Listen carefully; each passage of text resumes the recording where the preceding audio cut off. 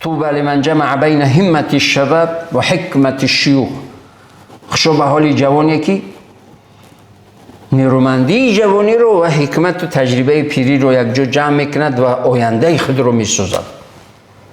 من دانشگاه درس میدیم، همیشه تاکید به شاگردان میکنم که شاگردای عزیز، همین 4-5 سالی که شما اینجا میخونید به هر کار بیهوده، فسق و فجور، عاشقی یعنی شیطانگری است. همین عاشقی هست در اسلام، با همسری نکاحی حلالی خودت، با شوهری نکاحی حلالی خودت.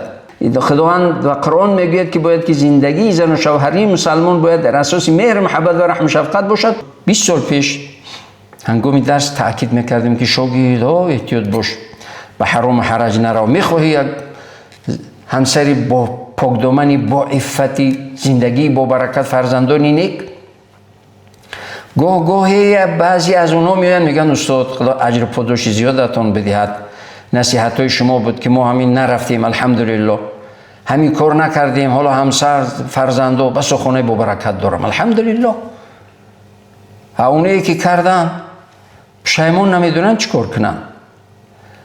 برای همین هیچ کاری نیست در زندگی که پیامد نداشته باشد، فردا نداشته باشد. هر کاری که امروز داریم این نتیجه دین است، هر کاری که فردا میآید نتیجه امروز است. این حیات 3 روز است، گذشته، حاضره و آینده. و برای آینده باید که انسان هیچ کس به کمبودی نیست، هیچ کس ملائکه نیست. توبه و تضرع و توکل به پروردگار، محنت و زحمت، در این صورت پروردگار حتمی کامیاب میکند. خداوند عزوجل میگه استعین بالله و قل اعملوا فسيرى الله عملكم ورسوله والمؤمنون وستردون الى عالم الغيب والشهاده فينبئكم بما كنتم تعملون. صدق الله العظیم. حالا ببینید پروردگار آشکار و روشن میگه بگوی محمد صلی الله علیه و سلم به بندگان من و امتانت عمل کنند، مهنت کنند، زحمت بکشند، کار کنند.